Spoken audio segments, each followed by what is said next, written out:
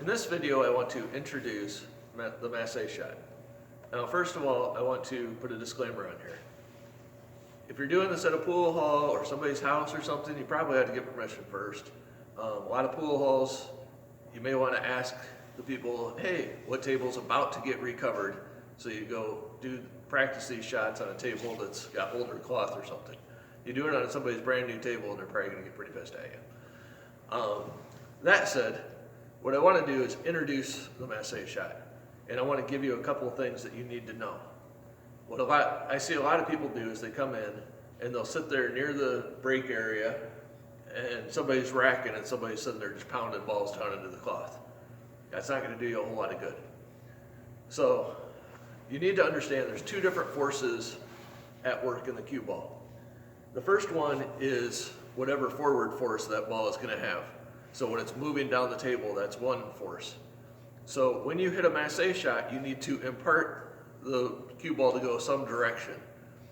And in doing that, what you want to be looking at is your cue is probably going to have some sort of an angle. If you're just absolutely straight up and down, the only thing the cue ball can do is come straight back to you.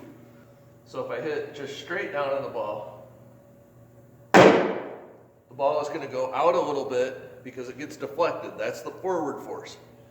And then the rotational force, I put backspin on it. So it spins like this, that stripe, you can see the stripe moving, and that grips the cloth and it comes back. And it came back to the same point that I started at. That does not do you any good for a Masse shot. Masse actually means to curve. I mean, technically it does curve, it changes directions. But what we want is something to curve around and actually make a ball. You want to get to a different spot. So in order to do a more gentle curve, I'm actually going to aim outside this 11 and I'm going to hit it about 7 o'clock or so it curves back in. And my cue is actually elevated at about 60 degrees or so right now.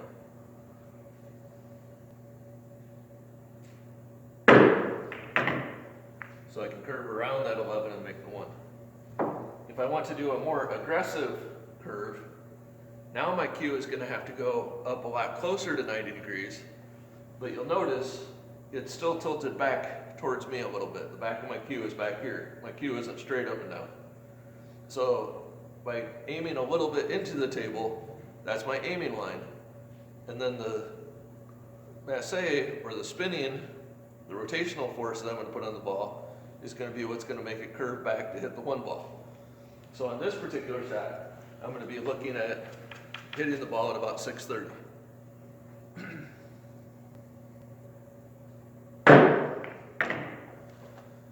So the more aggressive you want to turn it, the higher you want to get the back of your cue.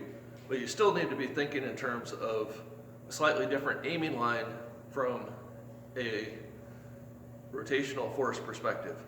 So you need to kind of blend that to make the possible shots. I'll demonstrate these two with the cue ball with a line on it, my elephant training ball, so you can see the spin a little bit more. So my aiming line is kind of represented by the black stripe, but now my cue ball is going to have spin going this way to actually make that 1 ball.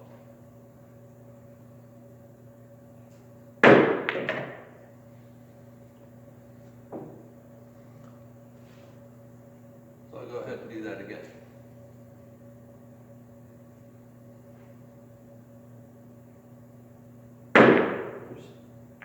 That one you can actually see it curved a little too soon. So that's why I need to be curving out into the table. And here's the more aggressive version where you can see the spin on the cue ball.